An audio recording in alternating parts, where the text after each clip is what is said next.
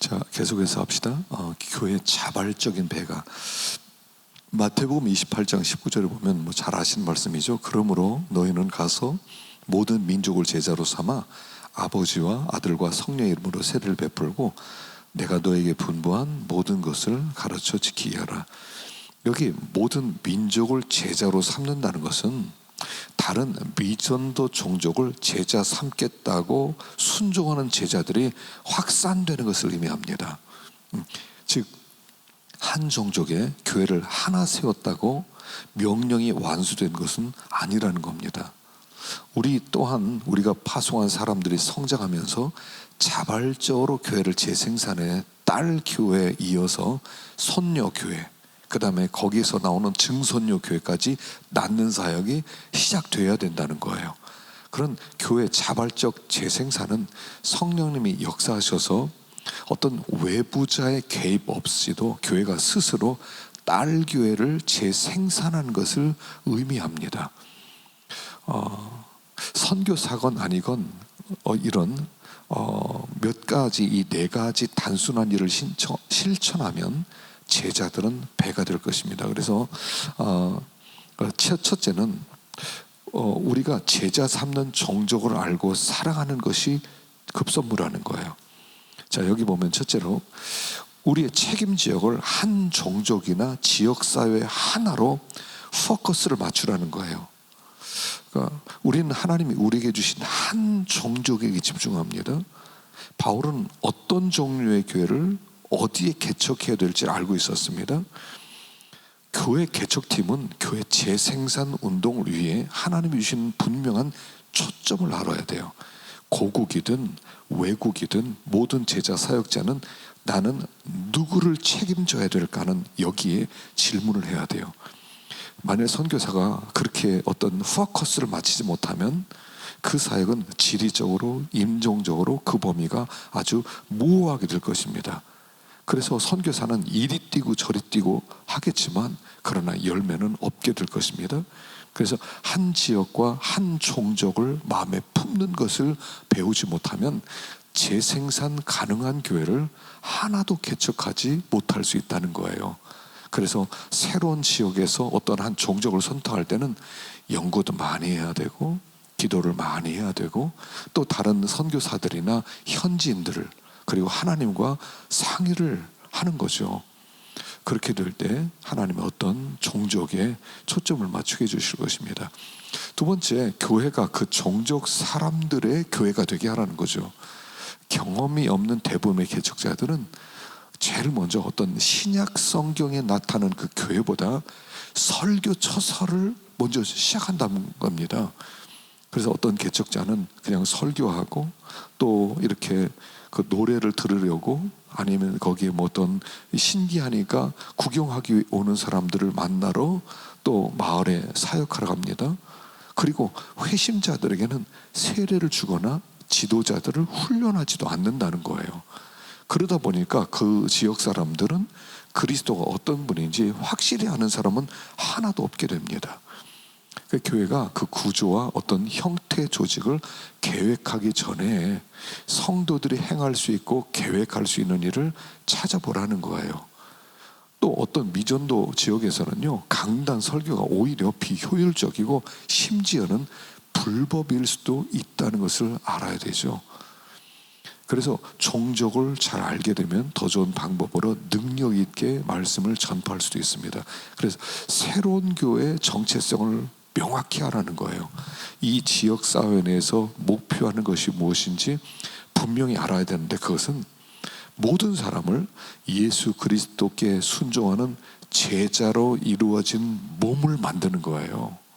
어떤 내가 설교하거나 내가 어떤 목적을 이루기 위해서 어떤 모임을 조직하는 게 아니라 사실은 하나예요. 교회는 그 예수 그리스도께 순종하는 그런 제자로 이루어지는 몸을 만드는 거, 그게 목적이라는 거죠. 자, 세 번째는 종족 안에서 제자들을 재생산하기 위해 해야 될 목록들을 한번 작성해 보라는 거예요. 좋든 나쁘든 처음에 결정한 것은 아주 수년 동안의 사역 방향을 결정하기 때문에 그래요. 이것이 재생산이 가능한 교회로 이끌 수 있는지, 또 그 올바른 과정이 무엇인지는 지역마다 다르겠지만 그 과정에는 예수님의 기본적 명령에 순종하라고 회심자에 가르치는 것이 반드시 포함되어야 된다는 거죠. 그러니까 진짜 교회, 즉 그리스도의 명령에 순종하기로 헌신한 그리스도 안에 있는 신자들 집단을 시작하는 가장 빠른 지름길을 택하라는 거예요. 어쨌든 개척 선교지에서는 아주 작은 교회부터 시작하라는 겁니다. 뭐 인원이 수십 명 될 때까지 기다리지 말고 그냥 한 서너 명만 데리고 시작하라는 거예요. 예수님이 말씀하신 대로 이들을 제자 삼는다면 교회는 반드시 성장할 거라는 거예요. 그래서 교두보를 확보하는 이 초창기 초기 단계에서는 그 교회 개척과 무관한 어떤 지역사회 개발 프로그램이라든가 무슨 학교 프로그램이라든가 어떤 진료소 같은 그런 기관들을 먼저 하지 말라는 거예요. 그런 기관은 나중에 따라오게 된다는 겁니다. 그래서 실제적인 방법으로 이웃 사랑이라는 큰 계명에 순종하도록 가르쳐라 하는 것입니다. 자, 그래서 제일 먼저 해야 될 목록 중에서 제일 먼저 첫째는 남성 가장에게 먼저 복음을 증거하라는 거예요. 이들이 구원받기 전이라도 물론 그 다른 가족들이나 친구들에게도 복음을 전하지만 제일 중요한 것은 가장이죠. 그래서 가장에게 자꾸 예수 이야기를 전하라는 겁니다. 그가 안 믿어도 관계없다는 거예요. 근데 그가 가족들에게 아까 이 선교사가 와서 이런 얘기 하던데 뭐 예수 이야기 하더라 하면서 이야기할 수 있을 만큼 그렇게 성경 이야기를 먼저 듣게 하라는 거죠. 두 번째는 회개하는 신자들에게는 지체 없이 세를 주라는 거예요. 그리고 가능하면 온 가족에게 베풀라는 겁니다. 그런데 이제 때때로 선교사가 저 사람은 믿는지 안 믿는지 확신이 없어, 나중에 미루겠어, 이러지 말라는 거예요. 초기 교회를 세울 때는 안전하다는 확신이 생길 때까지 미루지 말고 그 사람에게 믿는 어떤 요소가 보이면 바로 세례를 주라는 겁니다. 세 번째, 훈련 중에는 새로운 지도자들이 이끌어갈 수도 있고 다른 사람에게 가르칠 수도 있는 어떤 예배 형식을 제공하라는 거예요. 그래서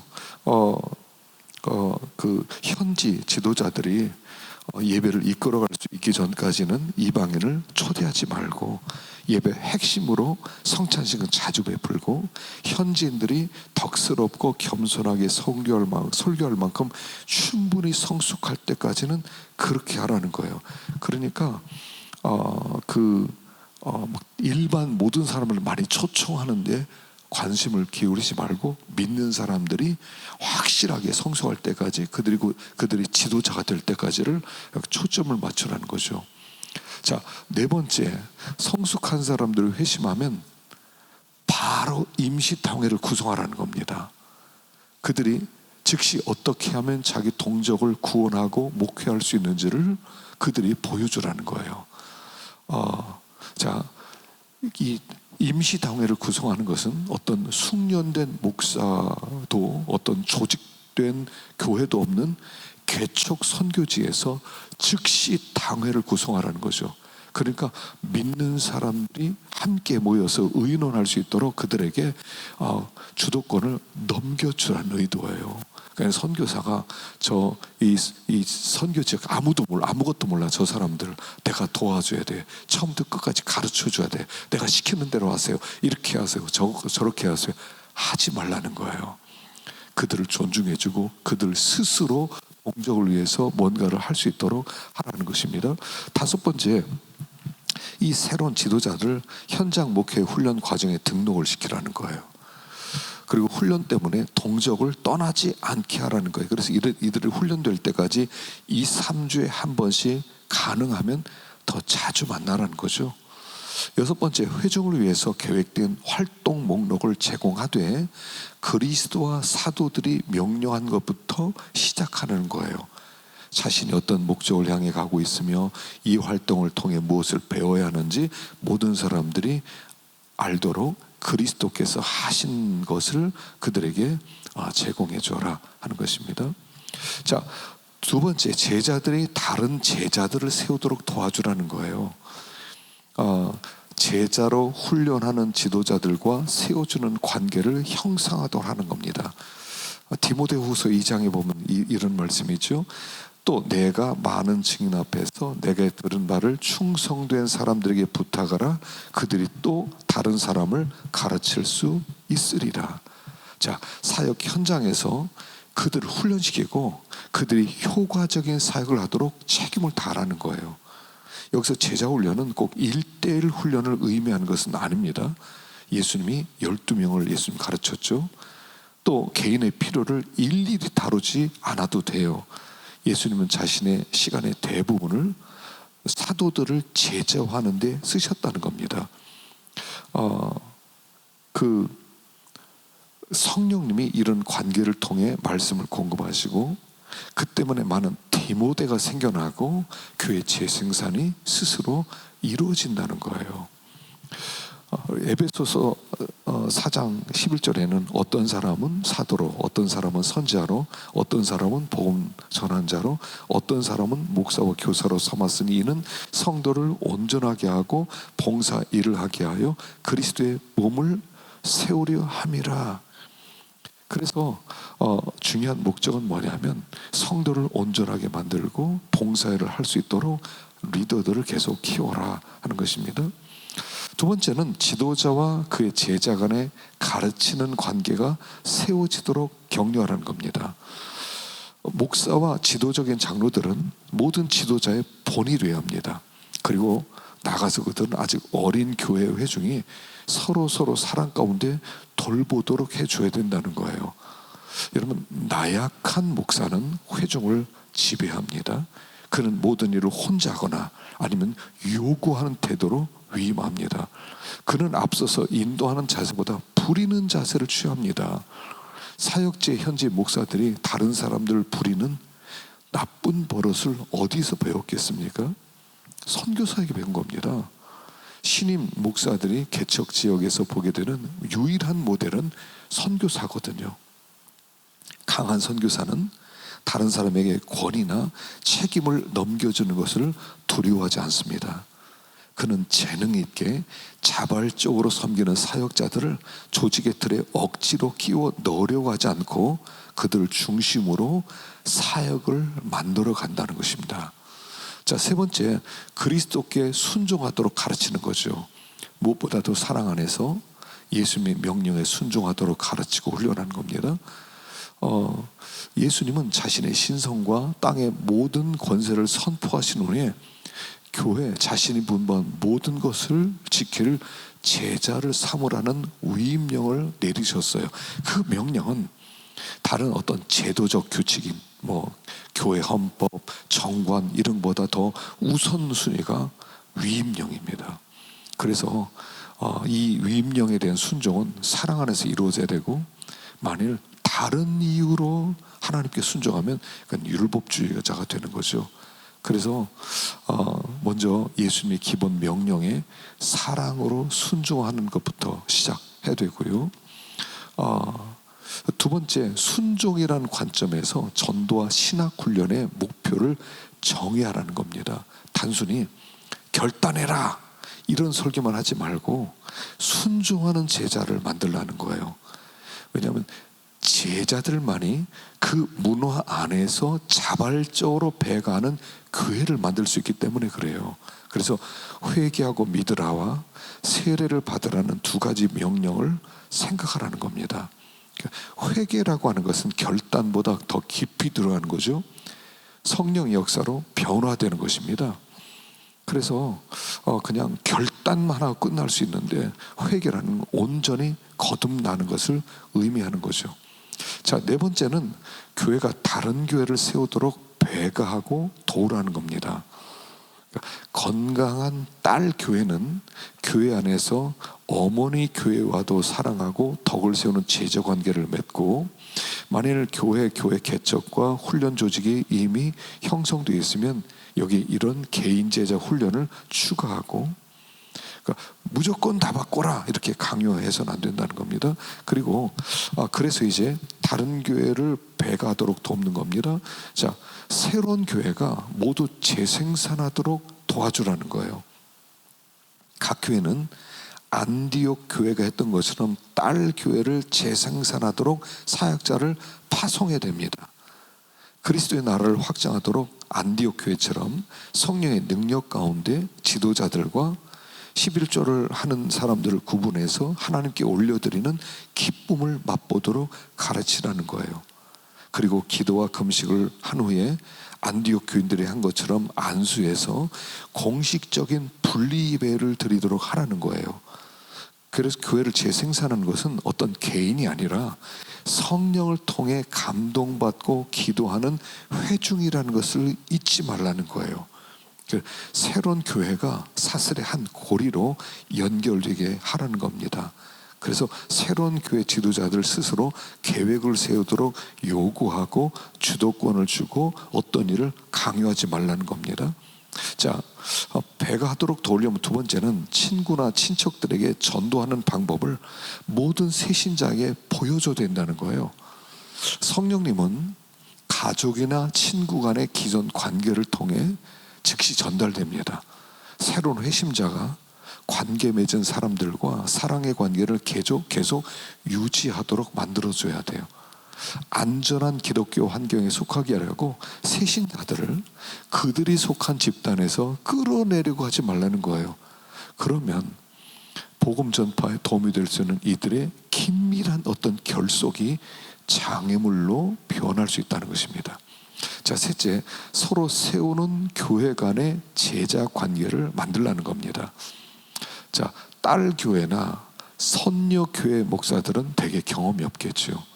한 교회 장로들은 희생적으로 이들을 훈련했습니다. 어머니 교회가 하나님의 재생산하는 능력이 자기에게만 있다고 생각해서 한 번에 여러 딸 교회 사역자들을 파송하는 것은 좋은 전략이 아니라는 거예요. 집중점 전략은 사역자들을 지치게 하고 어머니 교회를 오히려 좌절시키는 거예요. 어머니 교회가 딸 교회를 시작할 수 있게 해주는 것은 성령님이 내주하시는 모든 교회가 본래적으로 소유한 하나님의 능력이라는 겁니다.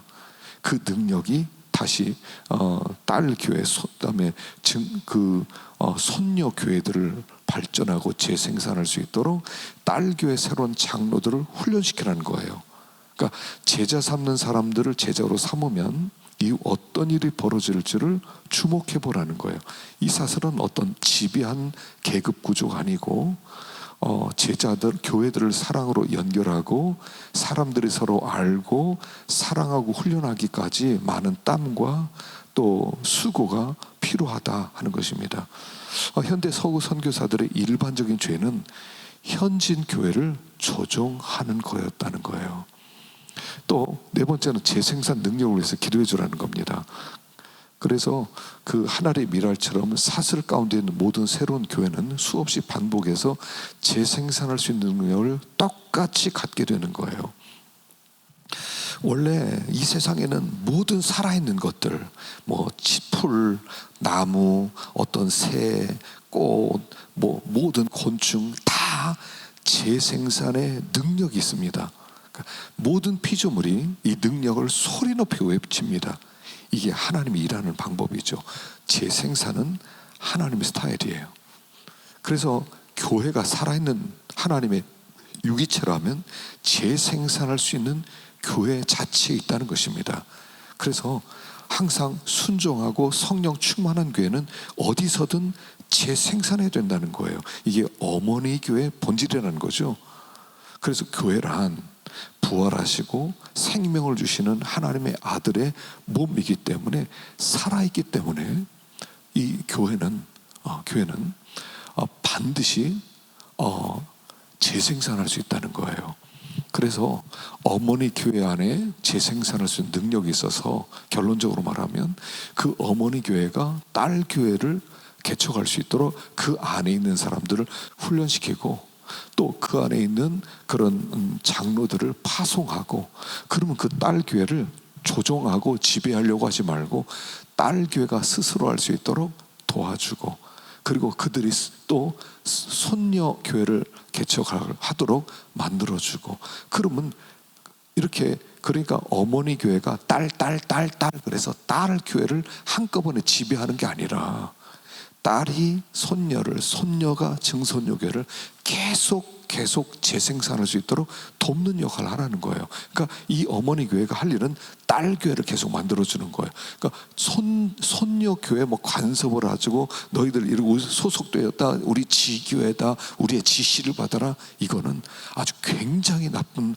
방법이라는 것입니다. 하나님이 하는 방법도 아니라는 겁니다. 근데 현대 많은 선교사들이 그렇게 교회 재생산을 인정하지 않고 조종하려고 했다는 거예요. 그게 오히려 선교지를 망치는, 선교지에 있는 그 복음이 복음화되지 못하도록 그 안에 리더들을 키우지 못함으로 말미암아 오히려 더 그들로 하여금 낙심하게 만들고 오히려 실망하게 만들고 교회를 떠나게 만드는 요인을 제공했다 하는 것입니다. 자, 네 번째로 이제 온 가족을 전도하라는 겁니다. 자, 사례 두 가지가 있는데 첫 번째 사례는 이런 사례가 있습니다. 한 선교회는 어떤 은사가 많고 헌신된 여성 2명을 중국 서북부 지역으로 파송을 했습니다. 그들의 사명은 밀집한 촌락을 복음화하고 교회를 개척하는 거였어요. 이 여성 2사람은 아주 중국어를 유창하게 이렇게 구사할 수 있었고요. 아주 열정적으로 사역했습니다. 10년쯤 지나서 작은 교회가 하나 생겼습니다. 근데 이 교회는 대부분 여성들이었어요. 그들의 자녀가 주일학교에 정규적으로 출석했습니다. 그런데 이 작은 교회를 한번 방문해 보았더니 남자가 없더라는 거예요. 그런데 이 두 선교사들이 보고서를 올렸는데 이 지역의 남자들이 아주 강팍하기 때문에 전도가 안 된다라고 보고를 했습니다. 그 증거로 10대들이 부모의 반대로 세례받지 못했다는 것을 지적하면서 보고서를 올렸어요. 자, 두 번째 사례는 이런 사례가 있습니다. 산동선 지역에 어떤 작은 양무리회가 어떤 큰 영적 각성을 경험하게 됩니다. 그리고 70개 가정을 서북 지역으로 파송해서 그 즉석에서 회중을 만들려고 많은 교인이 전 재산을 팔았습니다. 다른 한 30개 가정은 동북 지역으로 아예 이주를 했습니다. 그리고 한 15년 동안 이 새로운 양무리 이 공동체가 40개가 더 형성이 됩니다. 그리고 그들은 모든 가정들이 다 열정적으로 전도에 참여하게 되었습니다. 자, 이 사례를 비교해서 연구할 때 문제가 있다는 거죠. 자, 두 그룹의 어떤 헌신과 어떤 믿음은 모두 같았다는 겁니다. 그러나 결과는 현저한 차이를 보였다는 거죠. 앞에 사례 첫 번째에서 2명의 독신 여선교사의 경우 사역을 어떻게 했냐면 중국 여성들과 우정의 다리를 노리고 애를 썼습니다. 그리고 이 선교사는 보통 남편이나 아버지가 들에서 일하고 있을 때, 비어 있을 때 찾아갑니다.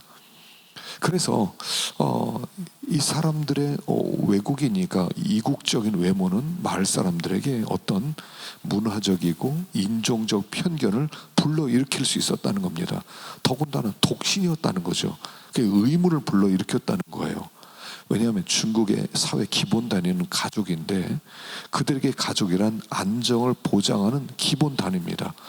근데 이 선교사들과 접촉한 마을 여자들이 그 후로 나이든 어른들과의 대화를 꺼리기 시작한 것은 외국 기관이 마을 공동체 조직을 파괴시키려는 것으로 비춰졌다는 거예요.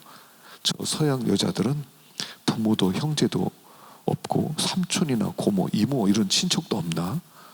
그래서 저 선교사들이 그 여자들과 젊은이들을 설득해서 조상의 종교를 떠나게 하면 결국 가정 파괴범이 되는 것으로 여겼다는 것이죠.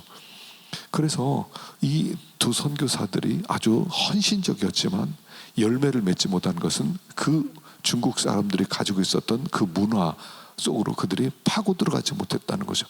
여자들만 꺼집어내려고 했다는 거죠. 그러다 보니까 실질적으로는 선교가 실패했다는 것을 의미합니다.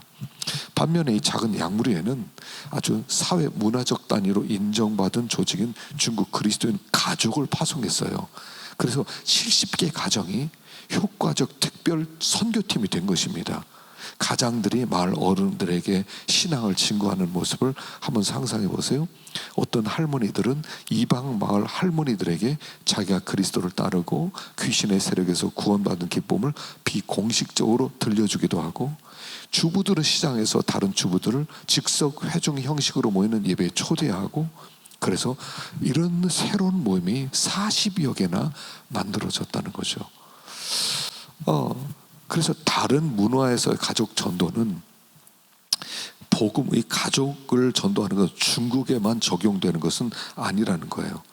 가족은 여전히 강력한 전도 방법이라는 겁니다. 복음은 가족 간의 관계망을 통해서 전파됩니다. 이 망은 그 교회로 사람들을 이끄는 성령님의 역사가 흘러가는 어떤 통로가 된다는 거예요.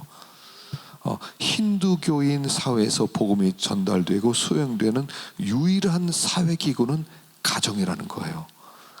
온 가족에게 전도하는 것이 하나님 선교의 패턴이 되고 있습니다. 물론 어떤 개인주의적인 그런 문화를 가진 사람들은 관계 중심적 사회 종교적 결단이 집단으로 이루어진다는 사실을 이해 못할 수 있지만, 공동체 중심 사회에서는 어떤 독특한 형태로 행동하는 어떤 개인을 배신자로 낙인을 찍죠. 그래서 그 가족 공동체에서 누군가 새로운 신앙을 받아들이면 가족에서 버림받은 자로 취급된다는 거죠. 그래서 이런 그 1:1 전도 방식이 오히려 더 먹혀들지 않고 동질 집단 회심 운동이 더 그 효율적이라는 것입니다. 성경에서도 그렇게 말하고 있습니다. 주 예수를 믿어라, 그러면 너와 내 집이 구원을 얻으리라, 그렇게 말씀했죠. 그래서 가정이 구원 축복의 수행자인 동시에 수혜자라는 것이에요. 그러니까 한 사람이 예수를 믿으면 그 가족이 다 구원을 받을 수 있도록 하나님이 그렇게 계획했다는 것입니다. 그래서 가정은 하나님이 거룩하게 그렇게 제정해 놓으신 것이죠. 그래서 구약에서도요, 아주 그 가족의 중요함, 자녀, 부모와 자녀의 관계, 또 상전과 종사의 관계, 여호수아도 나와 내 집은 여호와를 섬기겠다 이렇게 말하죠. 여러분, 유월절 제사는 가족의 식사였습니다. 가족이 모인 자리에서 가장은 이스라엘 구원의 거대한 그런 드라마를 암송하고 재현했습니다. 신약 시대까지 이스라엘 역사를 통해서 가족 식사와 기도, 예배가 정규적으로 이루어졌습니다. 그래서 그 첫 이방인 회심자 고넬료도 베드로를 처한다면 어떡합니까? 가족의 모든 사람을 모아놓고 우리가 하나님 앞에 있습니다 라고 말하게 됩니다. 그래서 가족이 전도의 전초기지로 사용되게 됩니다. 그래서 바울의 서신을 보면 그 뒷부분에 항상 암흑의 지배 문안하라, 암흑의 집에 있는 교회 문안하라, 이런 그 골로새서 마지막 부분이라든가 이런 로마서 뒷부분 이런 데 부분에 보면은 가족을, 집을 아주 강조한 것을 볼 수 있죠. 그래서 성경에서도요, 가족을 아주 굉장히 중요한 전도의 그런 어떤 수혜자로 설명을 하고 있다는 겁니다. 그래서 복음을 증거하고 따로따로 놀지 않은 가족 중심의 그런 문화라면 가족 전체가 다 예수 믿게 하는 것이 가장 빠른 전도법이다 하는 것입니다. 자, 쉬었다가 마지막 부분 하십시다.